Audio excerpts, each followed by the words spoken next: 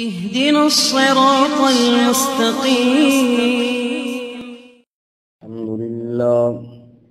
الحمد لله وكفى، والصلاة والسلام على خاتم الرسل وسيد الأنبياء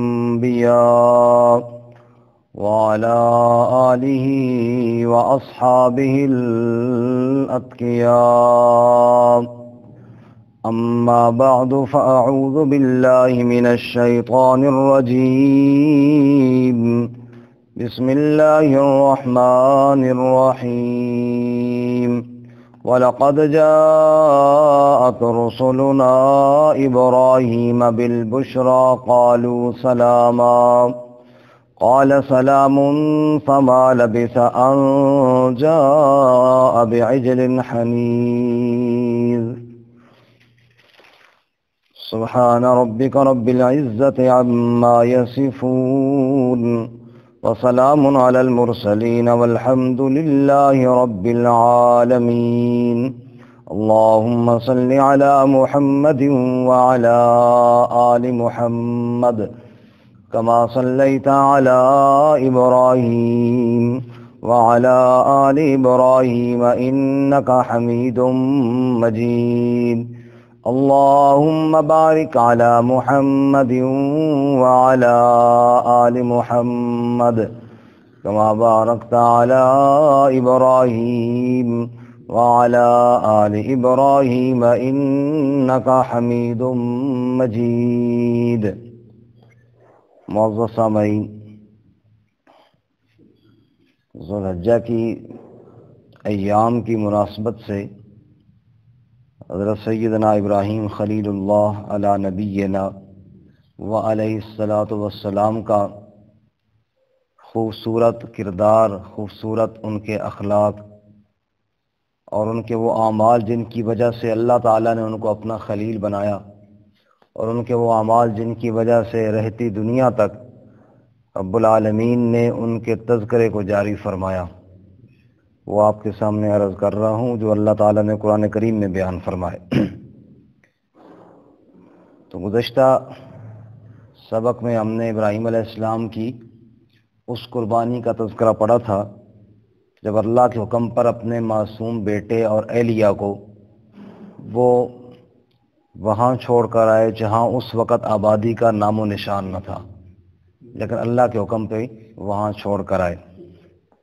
اسی سلسلے میں حدیث پاک میں ایک واقعہ ہے، قرآن پاک میں نہیں، وہ بھی میں عرض کر دوں کہ حضرت اسماعیل علیہ السلام وہیں بڑے ہو گئے، مکہ میں ہی جوان ہو گئے، اور ایک قبیلہ جرہم کے کچھ لوگ جو پانی کی تلاش میں جا رہے تھے، چونکہ اس وقت قافلے چلتے اور پھر پانی کا بڑا مسئلہ پیش آتا، کیونکہ ہر جگہ پہ کنواں تو کوئی نہیں کھود سکتا تھا نا، تو پانی کی تلاش میں پھرتے، کہیں پانی مل جاتا تو وہیں پڑاؤ ڈالتے۔ تو وہ لوگ پانی کی تلاش میں پھرتے پھرتے وہاں آئے، چونکہ یہاں زمزم کا کنواں تھا، زمزم کا چشمہ تھا، اور اس کا پانی یہاں پر تھا۔ تو انہوں نے حضرت حاجرہ علیہ السلام سے اجازت چاہی کہ ہم بھی یہاں رہیں اور پانی استعمال کریں۔ انہوں نے فرمایا رہو، لیکن شرط پر کہ پانی پر حق یعنی اختیار ہمارا ہوگا، یعنی تو آپ پئیں استعمال کریں لیکن قبضہ نہ کر لیں اس پہ۔ کہا جی ٹھیک ہے۔ وہ قبیلہ بھی وہاں آیا، وہ بھی ادھر ہی آباد ہو گیا، اور وہ ابراہیم علیہ السلام کی جو دعا تھی نا کہ لوگوں میں سے کچھ لوگ ادھر آ جائیں، تو وہ اسی وقت یعنی فوری قبول ہوئی اور کچھ لوگ وہاں جا کر آباد ہو گئے۔ حضرت اسماعیل علیہ السلام بڑے ہو گئے، جوان ہو گئے، تو انہی قبیلے والوں کی ایک لڑکی سے نکاح بھی ہو گیا۔ حضرت ابراہیم علیہ السلام کو اللہ تعالیٰ نے اجازت عطا فرمائی کہ آپ جا کر حال احوال پوچھ لیں اور وہاں دیکھ آئیں۔ حضرت ابراہیم علیہ السلام وہاں گئے تو اتفاق سے اسماعیل علیہ السلام وہاں موجود نہ تھے، ان کی اہلیہ موجود تھی۔ حدیث پاک میں آتا ہے آپ نے ان سے حال احوال پوچھا، بھئی بیٹا کیسے حالات چل رہے ہیں آپ کے، اور آپ کے شوہر جو اسماعیل علیہ السلام ہیں وہ کہاں ہیں؟ کہا جی وہ باہر شکار وغیرہ کے لیے گئے ہیں، شام تک آ جائیں گے۔ تو کہا حالات کیسے ہیں؟ اس نے کہا جی حالات تو بڑے برے ہیں، فقر و فاقہ ہے اور بڑے جو آیا اس نے کہا جی بڑے حالات خراب ہیں. حضرت نے فرمایا اچھا میں تو واپس جا رہا ہوں, شاید اللہ کی طرف سے اتنی اجازت ہوگی, میں تو واپس جا رہا ہوں. وہ جب واپس آئے تو ان کو کہنا اس طرح کا ایک بوڑھا آدمی آیا تھا اور وہ آپ کو سلام بھی کہہ رہا تھا, اور وہ بوڑھا آدمی یہ پیغام بھی دے کر گیا ہے کہ اپنے گھر کی جو چوکھٹ ہے نا اس کو تبدیل کر دو. ٹھیک ہے جی, پیغام ملا اسماعیل علیہ السلام کو, اور انہوں نے کہا وہ بوڑھا تو میرے والد حضرت ابراہیم علیہ السلام تھے اور چوکھٹ سے مراد محترمہ آپ ہی ہیں, تو لہٰذا آپ تشریف لے جائیں. کچھ عرصے بعد پھر حضرت وہاں گئے اور اتفاق کی بات پھر اسماعیل علیہ السلام وہاں نہ تھے, شاید ابھی اللہ تعالیٰ کو اس طرح ملانا مقصود نہ تھا. تو پھر حضرت نے ایک اور شادی کر رکھی تھی اور وہ دوسری بیوی وہ گھر پہ تھی. ان سے پوچھا, اس نے کہا جی اللہ کا بڑا شکر ہے, بس اللہ تعالیٰ نے بہت دیا ہے, ہمیں سکون سے رہ رہے ہیں. تو فرمایا کہ اچھا اسماعیل علیہ السلام کو میرا سلام کہنا اور کہنا ذرا چوکھٹ مضبوط کر لے. تو اسی طرح پیغام دیا. اسماعیل علیہ السلام نے بتایا وہ تو میرے والد تھے ابراہیم علیہ السلام, اور چوکھٹ سے مراد تو آپ ہیں, اور آپ کی مضبوطی سے مراد یہ ہے کہ شکر کرنے والی بہو حضرت کو بڑی پسند ہے, اور حضرت نے فرمایا کہ ابھی اس کو طلاق نہیں دینی, لہذا خوش ہو جاؤ, وہ آپ ہی ہیں. بہرکیف اس سے معلوم ہوا کہ انبیاء علیہ السلام کو کتنا شکر کرنا کتنا پسند ہوتا ہے, اور اللہ تعالیٰ کی نا شکری اور نا قدری اور یہ بات پسند نہیں ہے. اللہ ہم سب کو شکر کرنے والا بنائے. یہ واقعہ جب حدیث میں پڑھا نا تو میرے والد صاحب اللہ تعالیٰ ان کی مغفرت فرمائے, ان کا ایک عمل مجھے یاد آتا ہے. کئی دفعہ گھر سے نا فون کرتے کہ میں آ جاؤں آپ کو بیٹوں کو ملنے کے لیے, تو میں کہتا کہ ابو نہ آئیں کیونکہ بیمار تھے, راستے میں خطرہ ہوتا تھا. نہیں آتا ہوں جی, ٹھیک ہے جی آ جاؤں. اب جب آ جاتے اب میری پوری کوشش تھی کہ آپ نہ جائیں, کیونکہ دوسرے دن وہ کہتے میں واپس جاتا ہوں, اور بعض دفعہ تو اسی دن شام وہ کہتے میں چلا نہ جاؤں. بھائی اس وقت آپ کو کہا تھا کہ آپ نہ آئیں, ابھی آپ جلدی جاتے, ابھی آپ ہفتہ ڈیڑھ تو کم از کم رہیں نا ادھر. کہتے نہیں بس بچوں کو دیکھا اور پھر واپس جاؤں. اور ابراہیم علیہ السلام بھی تو دیکھ کے بیٹے کا انتظار بھی نہیں کیا, واپس نہیں چلے گئے تھے. تو وہ یہ ان کی دلیل ہوتی تھی, لہذا بس دیکھ لی اور واپس جاؤ. تو ابراہیم علیہ السلام بھی آئے اور پھر واپس چلے گئے. بلکہ بزرگوں کا ایک اپنا حساب ہوتا ہے, ان کو انہی کے حساب میں ہی چلنا پڑتا ہے ان کے ساتھ. بلکہ ابراہیم علیہ السلام کی جو مبارک زندگی تھی اس کے اندر بڑے اچھے اخلاق تھے اور بہت اچھے اعمال تھے. انہی اچھے اخلاق اور اچھے اعمال میں مہمان نوازی بھی تھی. مہمان آ جاتا بس ابراہیم علیہ السلام سے باغ ہو جاتے, خوش ہو جاتے. بلکہ بعض لوگوں نے تو یہاں تک لکھ دیا ہے کہ وہ کھانا ہی نہیں کھاتے تھے جب تک کوئی مہمان نہ آ جاتا. کوئی نہ آتا تو کسی کو راستے سے بلا کر نہ ساتھ بٹھا کر کھاتے تھے, اتنے مہمان نواز تھے. اور یقیناً اللہ کے نبی سارے سخی, خود ہمارے نبی صلی اللہ علیہ وسلم اتنے مہمان نواز کہ آپ صلی اللہ علیہ وسلم نے اپنے گھر میں جب بھی کوئی چیز ہوتی تو پہلے مہمان کے لیے پیش کی جاتی, حتیٰ کہ غیر مسلم بھی مہمان آتا آپ اس کا بھی احترام کرتے. رسول اللہ صلی اللہ علیہ وسلم کے پاس ایک غیر مسلم مہمان آیا, اچھا وہ اس نے رات کو خوب کھایا پیا ڈٹ کے جناب, ایسا کوئی اس کا گڑبڑ ہوئی پیٹ میں کہ رات کو اس نے بستر ہی گندا کر دیا, اور صبح جناب اس شرم کے مارے کہ جناب بھائی میں تو وہ ابھی نبی پاک اٹھے نہیں تھے کہ وہ پہلے ہی اٹھ کے فرار ہو گیا وہاں سے. اچھا جلدی میں جو گیا تو اس کے پاس تلوار تھی, وہ ادھر ہی رہ گئی, وہ بھول گیا وہ. اچھا اللہ کے نبی صلی اللہ علیہ وسلم جب مہمان کو اٹھانے گئے تو مہمان صاحب تو تشریف فرما نہیں تھے, وہ تشریف لے گئے تھے لیکن بستر گندا تھا. اب آپ نے وہ خود صاف کرنا شروع فرمایا, دھونا شروع کیا. صحابہ کرام گئے اور یا رسول اللہ ہم دھوتے ہیں, فرمایا نہیں مہمان میرا تھا, یہ حق میرا ہی بنتا ہے. اتنے میں وہ اب ویسے تو نہ آتا شرمسار تھا, لیکن تلوار جو قیمتی تھی اور تلوار کے بغیر تو وہاں گزارا نہیں تھا, اور تلوار کی وجہ سے پھر وہ واپس پلٹا. اب اس نے دیکھا تو کہا کہ پتہ نہیں مجھے کیا کہیں گے, کوئی شرمندگی کا لفظ کہیں گے, کوئی بےعزتی کریں گے. آپ نے بڑے محبت کے ساتھ مسکراتے ہوئے فرمایا پیارے بھائی تم تلوار ادھر ہی بھول گئے تھے جلدی میں. یعنی وہ تو تذکرہ نہ کیا نا کہ کیا ہوا اور کیا نہیں ہوا, اور بستر بھی صاف فرما رہے تھے. تو مہمان نوازی کی عجیب مثال, انبیاء علیہ الصلوۃ والسلام سارے مہمان نواز ہوتے. تو ابراہیم علیہ السلام کے تو آپ خاص بیٹے تھے، ابراہیم علیہ السلام کی تو دعاؤں کا آپ نتیجہ تھے، وہ مہمان نواز، اور رسول اللہ صلی اللہ علیہ وسلم کیوں نہ مہمان نواز ہوتے؟ اور اللہ تعالیٰ نے سورۃ البقرہ میں رسول اللہ صلی اللہ علیہ وسلم کی رسالت کو جب شروع فرمایا تو ابراہیم علیہ السلام کے تذکرے سے شروع فرمایا کہ دیکھو ابراہیم علیہ السلام کے اوپر ایک نظر رکھو اور دوسری نظر میرے محمد صلی اللہ علیہ وسلم پر نظر رکھو۔ اس لیے ابراہیم علیہ السلام بڑے مہمان نواز تھے۔ فرشتے آئے ابراہیم علیہ السلام کے پاس بیٹے کی بشارت سنانے کے لیے، آئے انسانی صورت میں۔ ابراہیم علیہ السلام نے ان کے لیے بچھڑا ذبح کر دیا، ابراہیم علیہ السلام نے ان کے لیے بچھڑا ذبح فرما دیا۔ فرمایا وَلَقَدْ جَاءَتْ رُسُلُنَا ابراہیم بالبشریٰ، اور یقیناً آئے ہمارے بھیجے ہوئے ابراہیم علیہ السلام کے پاس بالبشریٰ، بشارت کے ساتھ، خوشخبری کے ساتھ۔ قالوا سلاما، فرشتے آئے تو انہوں نے کیا کہا؟ سلام پیش کیا۔ معلوم ہوا سلام اتنا بہت بڑا تحفہ ہے کہ فرشتے بھی یہی پیش کرتے ہیں۔ قال سلام، حضرت نے سلام کا جواب پیش کیا۔ فما لبثا، پس ٹھہرے نہ، ان جاء بعجل حنیذ، کہ بچھڑا لے کر آ گئے جو بھنا ہوا تھا، بچھڑا بھون کر مہمانوں کے لیے لے آئے۔ اب فما لبثا سے اندازہ کیجئے کہ مہمانوں سے پوچھا نہیں جیسے ہم پوچھتے ہیں، سناؤ جی پھر ٹھنڈا پیسو کہ چاہ پیسو، دونوں میں سے ایک آپشن ہے جی، سمجھ آئی؟ جو گھر میں ہے وہ لے آؤ، پیش کرو مہمان کے لیے۔ کیا خیال ہے جی؟ مہمان اگر ہو ماشاءاللہ سے کوئی سمجھدار، پھر تو وہ تو یہی کہتا ہے جی دونوں کر لیں گے، تو پھر کیا بنے؟ اس لیے بہتر ہے بس جو پاس ہو وہ لے آؤ۔ عربی کا ایک مقولہ ہے، خیر الطعام ما حضر، کھانا وہی اچھا ہے جو حاضر ہو، جو گھر میں موجود ہو وہ حاضر۔ آپ صلی اللہ علیہ وسلم نے ارشاد فرمایا، ایک گھر میں جا کے پوچھا کوئی کھانے کی چیز ہے؟ کہا جی کچھ نہیں، سرکہ ہے۔ فرمایا بڑا اچھا سالن ہے سرکہ، بہت اچھا۔ پھر آپ نے فرمایا کہ میزبان جو ہے نا، اس کے لیے یہ اچھی بات نہیں ہے کہ وہ مہمان کو پیش کرنے کے لیے کوئی چیز ہو تو اور وہ سمجھے کہ یار یہ میں کیوں پیش کروں، یہ ہلکی چیز ہے، جو ہو اس کو پیش کرنی چاہیے۔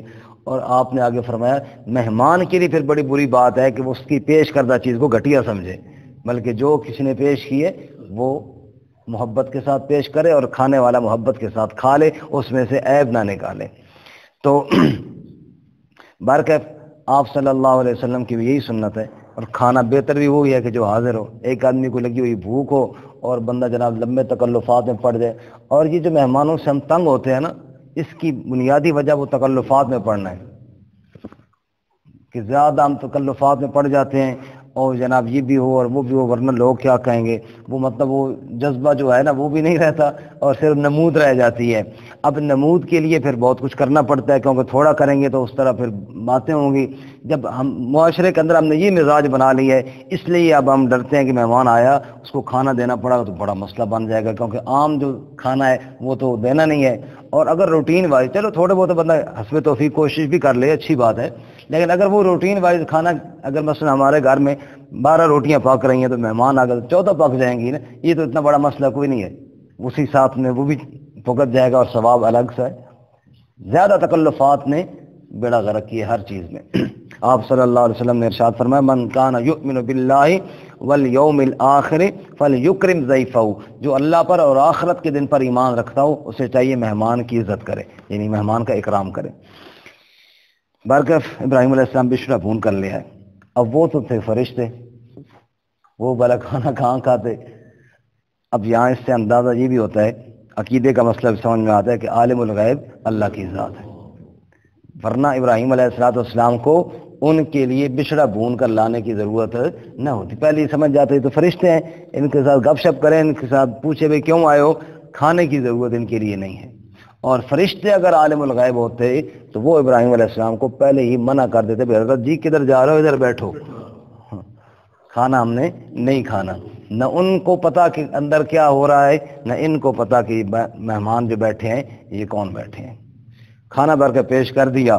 فلما رأى أيديهم، پس جب دیکھا حضرت نے ان کے ہاتھوں کو، لا تصل الیہ، نہیں بڑھ رہے کھانے کی طرف، نکرہم، عجیب سمجھا ان کو۔ ظاہر بات ہے بندہ کھانا تیار کرے اور مہمان ایک لقمہ بھی نہ لے، کہے جی میں نے کھانا ہی نہیں ہے، تو یہ تو واقعی بڑی عجیب بات ہے نا۔ اس لیے آداب یہی ہیں کہ اگر آپ کا کھانا کوئی ایسا ہی ہے کہ آپ کو نہیں ہے، چلو پھر بھی کوئی نہ کوئی لقمہ اس سے ضرور لے لیں، تاکہ میزبان نے جو تکلف کیا ہے کم از کم اس کے دل میں یہ تو نہ آئے نا کہ اس نے بالکل چکھا ہی نہیں ہے۔ تو حضرت نے دیکھا بھئی یہ چنگے مہمان ہوں، میں نے ان کے لیے اتنا اہتمام کیا اور یہ جناب لقمہ بھی نہیں لیتے۔ نکرہم، اس بات کو بڑا عجیب سمجھا، اور وَأَوْجَسَ مِنْهُمْ خِیفَةً، اندر سے ڈر محسوس کیا۔ عجیب تو اس لیے سمجھا کہ یہ مروت کے خلاف ہے، اخلاق کے خلاف ہے کہ مہمان کے لیے بندہ کھانا پیش کرے وہ ایک لقمہ نہ کھائے۔ ڈر اس لیے محسوس کیا کہ اس وقت جو لوگ کسی کے گھر سے کھا لیتے تھے نا، پھر اس کے ساتھ کبھی بے وفائی نہیں کرتے تھے، اور جس کے گھر کوئی گڑبڑ کرنی ہو وہاں سے کھانا نہیں کھاتے تھے، نہ کھانا کھانا ہے نہ پینا، کل کوئی نمک حرام نہ کہے ہمیں۔ اس لیے اب یہ جو کھا نہیں رہے، پتہ نہیں ان کا آگے پروگرام کیا ہے، لگتا ہے کوئی نقصان پہنچانے والے تو نہیں۔ یہ ملی جلی کیفیت حضرت کی بن گئی۔ ایک تو ان کی حالت دیکھ کر عجیب تعجب ہوا، دوسرا کہ یہ کھاتے نہیں ہیں، پتہ نہیں ان کا ارادہ کیا ہے۔ قالوا لا تخف، فرشتوں نے کہا ڈرو نہیں، انا ارسلنا الی قوم لوط، جو آپ سمجھ رہے ہیں وہ ہم نہیں ہیں، ہم تو فرشتے ہیں جو قوم لوط کی طرف عذاب لے کر جا رہے ہیں، ہم قوم لوط کی طرف بھیجے ہوئے فرشتے ہیں۔ اب یہ بات حضرت کو تب پتہ چلی کہ میں جن کو انسان سمجھ کے کھانے کا انتظام کیا یہ تو کھانے والے ہیں ہی نہیں، ان کا کیا قصور۔ اب وہ خوف بھی ختم ہوا، تعجب بھی ختم ہوا۔ حضرت کی بیوی پردے میں تھیں کہ مہمان آئے ہوئے ہیں، جب پتہ چلا کہ فرشتے ہیں تو ظاہر پردہ فرشتوں سے کیا ہے، اس لیے حضرت کی بیوی بھی سامنے آئی۔ وَامْرَأَتُهُ قَائِمَةٌ فَضَحِكَتْ، ان کی بیوی کھڑی تھی پس ہنس پڑی۔ فَبَشَّرْنَاهَا بِإِسْحَاقَ، بس ہم نے بشارت دی اس کو اسحاق علیہ السلام کی۔ وَمِن وَرَاءِ إِسْحَاقَ يَعْقُوبَ، اور اسحاق کے بعد یعقوب کی۔ دو بشارتیں خوشخبریاں اکٹھی سنائی، اللہ تمہیں بیٹا دینے والا ہے اسحاق، اور پھر پوتا دینے والا ہے یعقوب۔ بڑھاپے کا عالم تھا، بیٹے کی بشارت بھی سنائی اور ساتھ پوتے کی بشارت بھی اکٹھی سنا دی۔ قالت یا ویلتا، حضرت کی بیوی کہنے لگی ہائے تعجب، ہائے افسوس، عجیب بات سنا رہے ہو، اَلِدُ، کیا میں بچہ جنوں گی، وَأَنَا عَجُوزٌ، اور میں تو بوڑھی ہوں، وَهَذَا بَالِي شَيْخًا، اور یہ میرا شوہر بھی انتہائی ضعیف ہے، یہ بھی بوڑھا ہو چکا ہے۔ ابراہیم علیہ السلام بھی بوڑھے، اور آپ کی اہلیہ سارہ بھی بوڑھی۔ ان ھذا لشیء عجیب، یہ تو بڑی عجیب خبر لے کر آئے ہو، بڑی عجیب خبر سنا رہے ہو، اس بڑھاپے میں بیٹا، یہ تو بڑی عجیب بات ہے جی۔ ہمارے قاری صاحب ہیں بزرگ، آپ اکثر حضرات جانتے بھی ہیں لیکن نام نہیں لیتے، ان کا بیٹا ہوا، سید ریش بزرگ تھے، تو کمپلیکس اسپتال میں، تو ہم بھی چونکہ کاروان گھریلو تعلق ہے، ہمیں اور میری گھر والی بھی گئے ان کو، ابھی ہاسپٹل میں تھے ان کو عیادت کے لیے، وہاں ملنے کے لیے، تو قاری صاحب اور میں باہر بیٹھ کے اہلیہ ان کے پاس چلی گئی، تو قاری صاحب مجھے سنانے لگے کہ یار تجھے لطیفہ سناؤ۔ سناؤ جی۔ تو کمپلیکس میں جہاں ڈیلیوری کیس ہوتے ہیں، باہر لوگ انتظار کر رہے ہوتے ہیں، کہتے ہیں گھر والی کا آپریشن تھا، وہ اندر تھی اور میں باہر انتظار کر رہا تھا، تو اور ایک بوڑھا صاحب میرے ساتھ، وہ بھی بیٹھا ہوا تھا، اس کی بہو کا غالباً آپریشن تھا، تو مجھے پوچھتا ہے بھئی بابا آپ کی بہو کا آپریشن ہے یا بیٹی کا ہے، کس کا ہے؟ میں نے کہا نہیں بہو بیٹی کا نہیں، میری بیوی کا آپریشن ہے، میرا اپنا بیٹا ہے۔ وہ آگے میں نے کہا لاکھ دی لعنت ہوتی ہے شرم کر۔ میں نے کہا خیر ہو، کہتا ہے عباس کو رب بڈے، میں سمجھا کوئی تیرا پوتا توتا ہونے والا۔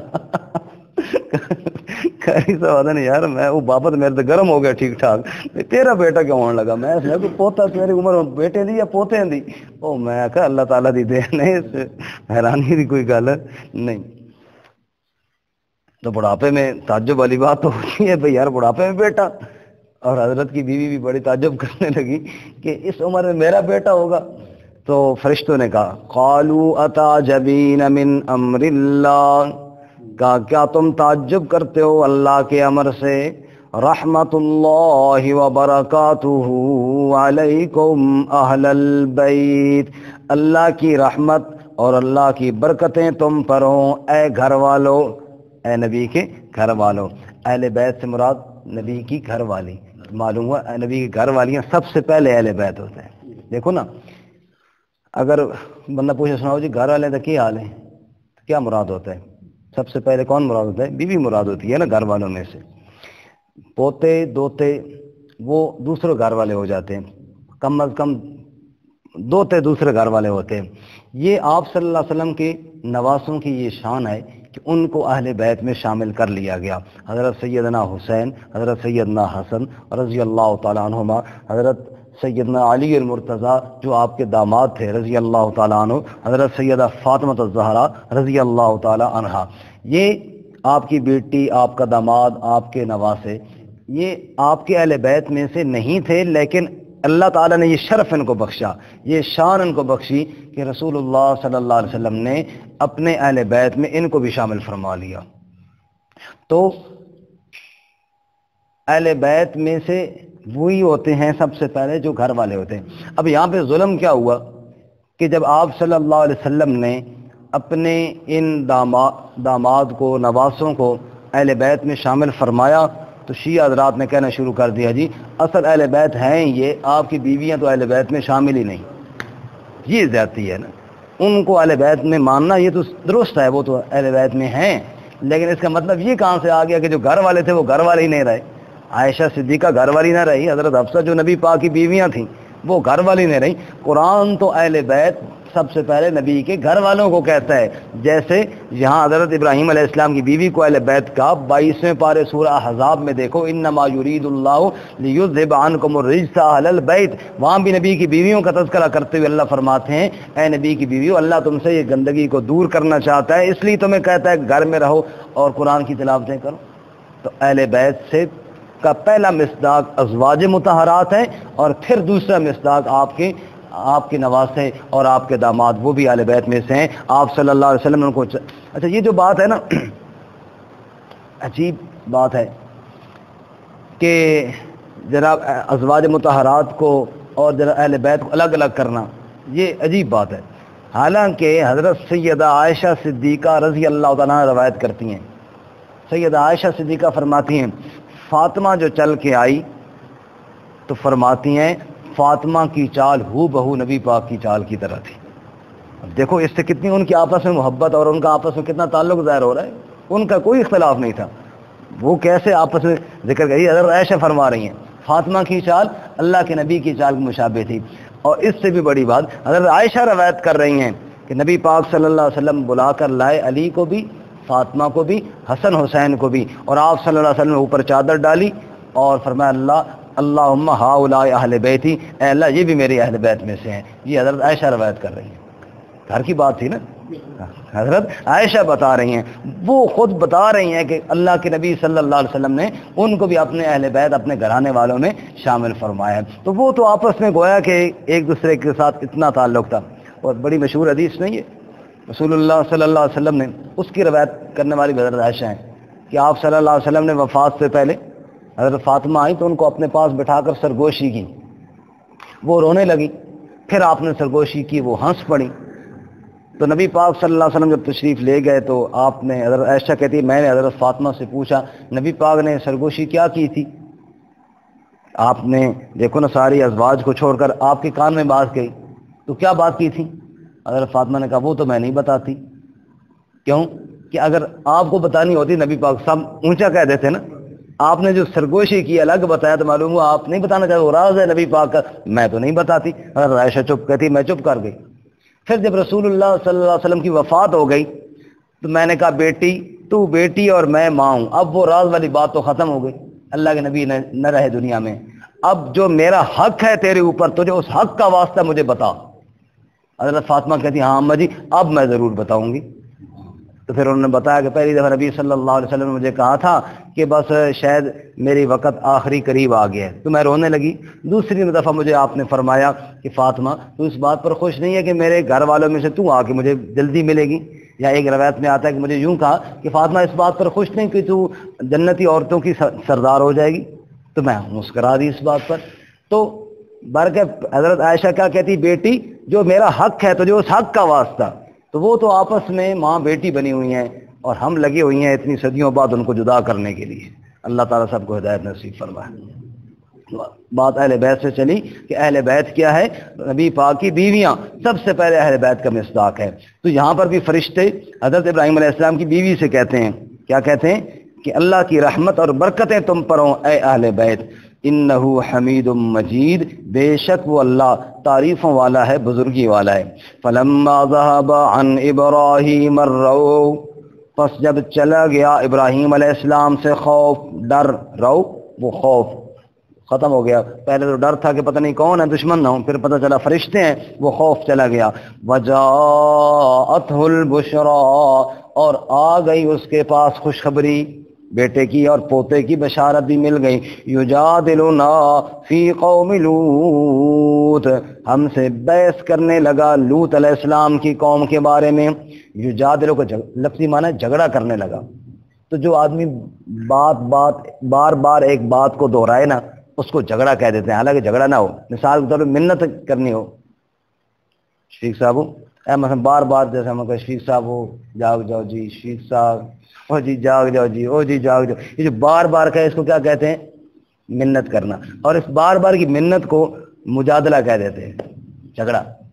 جیسے سورت کا نام ہے سورت المجادلہ، 28ویں پارے میں حضرت خولہ کا واقعہ، نبی پاک صلی اللہ علیہ وسلم کے پاس آئی اور آپ سے جھگڑا کرنے لگی اپنے شوہر کے بارے میں۔ جھگڑا کا مطلب منت کرنے لگی۔ جس طرح کوئی ایک آدمی مانگنے والا ہو نا، بار بار مانگے، بندہ کہے یار تو نے تو جھگڑا ہی ڈال دی ہے۔ تو یجادلنا، بار بار ابراہیم علیہ السلام یا اللہ لوط علیہ السلام کو عذاب نہ بھیج، یا اللہ نہ بھیج، یا اللہ عذاب نہ بھیج، بار بار فرماتے ہیں جب خوشخبری آ گئی، یجادلنا فی قوم لوط، بار بار فریاد کرنے لگے ہم سے لوط علیہ السلام کی قوم کے بارے میں۔ ان ابراہیم لحلیم اواہ منیب، بے شک ابراہیم علیہ السلام بڑا بردبار آدمی تھا، بڑا حوصلے والا تھا۔ اواہ، بار بار اللہ کے در پہ حاضری دینے والا، منیب، بڑا رجوع کرنے والا تھا۔ جب بار بار ابراہیم علیہ السلام فریاد کرنے لگے قوم لوط کے بارے میں، تو ہم نے کہا یا ابراہیم اعرض عن ھذا، اے ابراہیم اس بات سے اعراض کر لے، اس بات کو رہنے دے۔ انہو قد جاء امر ربک، بے شک یقیناً آ چکا ہے تیرے رب کا امر، اور اللہ کا فیصلہ جب ہو جائے پھر دنیا کی کوئی طاقت تیرے رب کے فیصلے کو روک نہیں سکتی۔ اب ان کی بربادی کا فیصلہ آ چکا، ان کے بارے میں اب میں اللہ کسی کی سفارش اب نہیں مانتا۔ وَإِنَّهُمْ آتِيهِمْ عَذَابٌ غَيْرُ مَرْدُودٌ، بے شک ان کے پاس آنے والا عذاب غیر مردود، جو رد نہ کیا جائے گا، ان کے اوپر عذاب آ کر رہے گا۔ تو یہ ایک ابراہیم علیہ السلام کا واقعہ مہمان نوازی کا تھا کہ انہوں نے کتنی فراخ دلی کے ساتھ مہمانوں کا استقبال کیا۔ اللہ تعالیٰ میں بھی عمل کی توفیق عطا فرمائے۔ رسول اللہ صلی اللہ علیہ وسلم کی ایک حدیث ہے، آپ نے ارشاد فرمایا افشوا السلام، اطعموا الطعام، وصلوا الارحام، صلوا الصلاۃ والناس نیام۔ چار باتیں فرمائیں۔ نمبر 1، سلام کو عام کرو، افشوا السلام، سلام کو عام کرو۔ نمبر 2، اطعموا الطعام، بھوکوں کو کھانا کھلاؤ۔ نمبر 3، وصلوا الارحام، رشتہ داروں کے ساتھ حسن سلوک کرو۔ نمبر 4، صلوا الصلاۃ والناس نیام، رات کو جب لوگ سو رہے ہوں اس وقت نماز پڑھو، جتنی توفیق ہو کچھ نہ کچھ بندہ پڑھے۔ یہ 4 کام کرو، تدخل الجنت بسلام، جنت میں سلامتی کے ساتھ داخل ہو جاؤ۔ تو اس میں بھی کھانا کھلانے کا ذکر ہے، مہمانوں کے ساتھ یعنی حسن سلوک کا ذکر ہے۔ اللہ تعالیٰ ہم سب کو عمل کرنے کی توفیق عطا فرمائے۔ وآخر دعوانا الحمدللہ رب العالمین۔